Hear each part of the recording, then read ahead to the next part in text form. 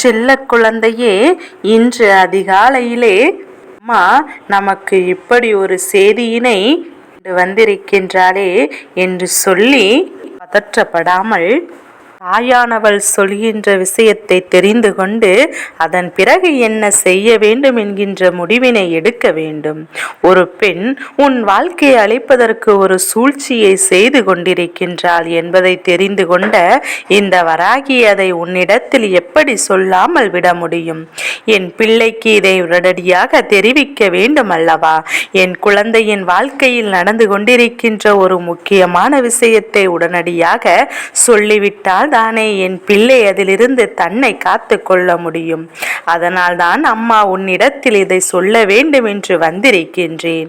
என் பிள்ளை, நீ நினைக்கலாம், அம்மா இத்தனை பெரிய விஷயத்தை நீ இவ்வளவு சாதாரணமாக கொண்டிருக்கின்றாயே, நான் இதிலிருந்து எப்படி என்னை காப்பாற்றுவது என்று உதவி செய்ய மாட்டாயா என்று. என் பிள்ளை, இந்த தாயானவள் என்னை உனக்கு துணையாக இருப்பேன். நான் என்றும் உன் வாழ்க்கையை காத்திடுவேன். உனக்கு வருகின்ற பிரச்சனைகளிலிருந்து நிச்சயமாக உன்னை மீட்டெடுப்பேன்.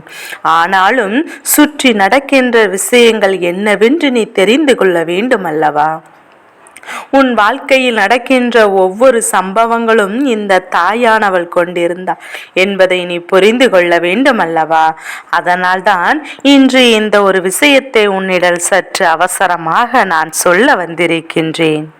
என் பிள்ளையே, உனக்கு கெடுதலை செய்ய நினைக்கின்ற ஒரு பெண் இன்று உன் இல்லத்திற்கு அவளுடைய திட்டத்தின் உச்சத்தை தொட இருக்கின்றாள். அதாவது உன் வாழ்க்கையில் நடக்கின்ற ஒவ்வொரு விஷயங்களுக்கும் எதை சார்ந்து இருக்கின்றது என்பதை நன்றாக தெரிந்து கொள்ள வைத்திருக்கின்ற ஒருவர் உன் இல்லத்திலேயே தான் இருந்து கொண்டிருக்கின்றார். எதற்கெடுத்தாலும் சண்டைகளும் சச்சரவுகளும் எதற்கெடுத்தாலும் இவளால் உன் குடும்பத்தில் நடந்து கொண்டிருக்கின்றது. அது மட்டுமல்லாமல் என் தங்க குடும்பத்திற்குள் ஒற்றுமையாக இருந்தால் இவளின் கண்கள் உறுத்தி விடுகின்றது. ஒவ்வொருவருக்கும் சந்தோஷம் இருக்க வேண்டும் என்கின்ற எண்ணம் துளி அளவு கூட கிடையாது. அதற்கு என்ன காரணம் என்று அம்மா சொல்கின்றேன். சிலர் நினைக்கலாம், என்ன அம்மா சொல்கின்றாய்? ஒரே குடும்பத்தில் இவர்கள் இந்த வாழ்க்கையை கெடுக்க நினைப்பார்களா? அவர்களுக்கு இன்னொருவர் சிரிப்பது கவலையாக இருக்குமா என்று என் தங்க பிள்ளை வாழ்க்கையினுடைய யதார்த்தம் புரிந்தால் இந்த ஒரு கேள்வியை என்னை பார்த்து கேட்க மாட்டாய். இன்று இருக்கின்றவர்கள் எல்லோருடைய மனநிலையும் ஒன்று போல இருப்பது கிடையாது. ஒவ்வொருவரும் ஒவ்வொரு எண்ணங்களோடு தான் சுற்றி திரிகின்றார்கள். நான் நன்றாக இருக்கின்றோமோ இல்லையோ, அடுத்தவரின் நன்றாக இருந்துவிடக் கூடாது என்பதில் கவனத்தோடு இருக்கின்றார்கள். தம் வாழ்க்கையின் மீது இருக்கின்ற நம்பிக்கை அவர்களுக்கு அடுத்தவரின் வாழ்க்கையின் மீது வந்துவிடக்கூடாது என்றுதான் நினைக்கின்றார்கள். இந்த பெண் உன்னுடைய குடும்பத்தில் இருந்து கொண்டு அங்கே களங்கத்தை மூட்டி கொண்டிருக்கின்றார்.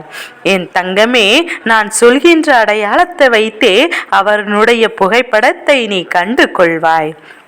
என் குடும்பத்தில் இருக்கின்ற இந்த பெண் வாழ வைக்க வேண்டியவள் வாழ விடாமல் செய்து கொண்டிருக்கின்றாளே.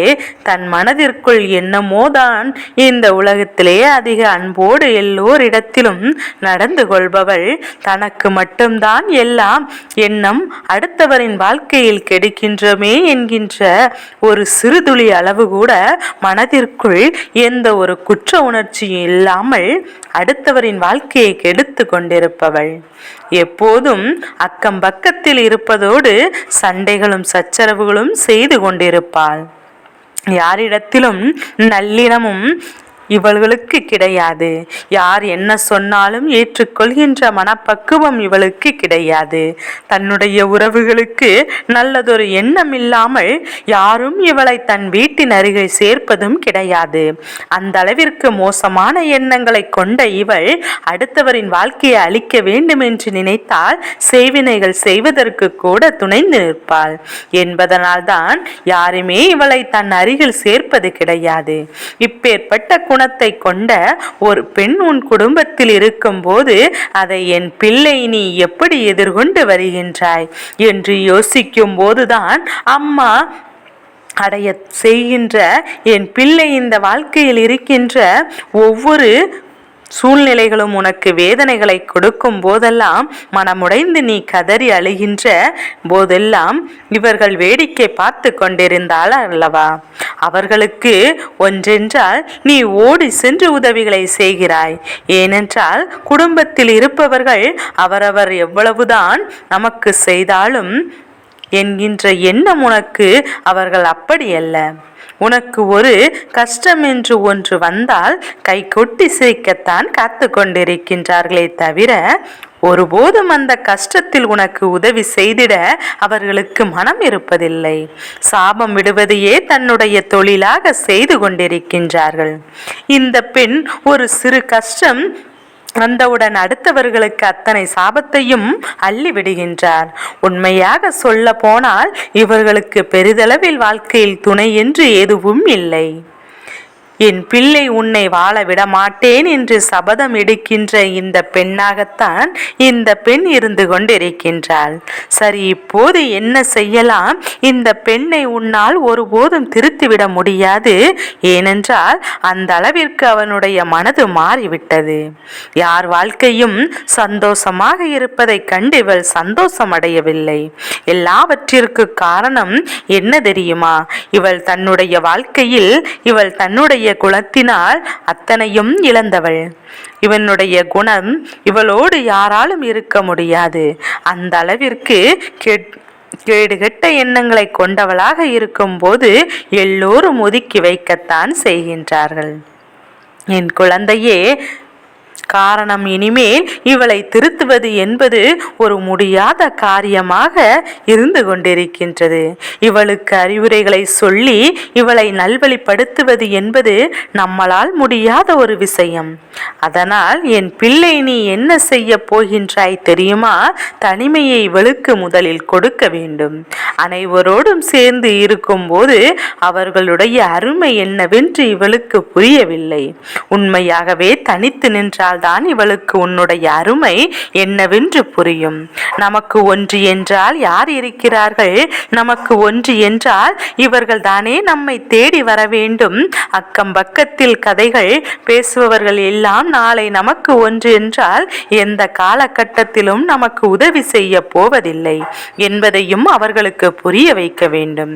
அதை என் பிள்ளை சரியாக செய்வதற்குரிய அத்தனை திட்டங்களையும் இப்போதே தீட்டத் தொடங்கிவிடு. இந்த வாழ்க்கையில் நடக்க இருக்கின்ற ஒவ்வொரு விஷயங்களையும் என் பிள்ளை நீ நல்லபடியாக யோசிக்க தொடங்கிவிட்டால் வருகின்ற சந்தோஷங்கள் இனிமேல் உன்னால் முழுமையாக அனுபவிக்க முடியும். யாருக்காகவும் இங்கு எதையும் விட்டு கொடுக்க வேண்டிய அவசியமில்லை. அடுத்தவர்களுக்காக விட்டு கொடுத்து கொடுத்து இழந்தது எல்லாம் போதும். அடுத்தவர்களுக்காக என்று சொல்லி இந்த வாழ்க்கையில் நான் அதை சமாளித்து விட்டேன், இதை சமாளித்து விட்டேன் என்று சொல்லியதெல்லாம் போதும். இனிமேலாவது என் பிள்ளை உனக்காக வாழ வேண்டும். உன்னுடைய வாழ்க்கையை மட்டும் நீ மீட்டெடுக்க வேண்டும். என் வாழ்க்கையை அழிக்க நினைக்கின்ற இந்த பெண் முன்னால் நீ வாழ்ந்து காட்ட வேண்டும். அதுவும் தனித்து வாழ வேண்டும். இவர்களோடு சேர்ந்து இருக்கின்ற ஏற்பட்ட அத்தனை அவமானங்களுக்கும் உன் வாழ்க்கையில் நீ சாதித்து காட்டி பழகி தீர்க்க வேண்டும்.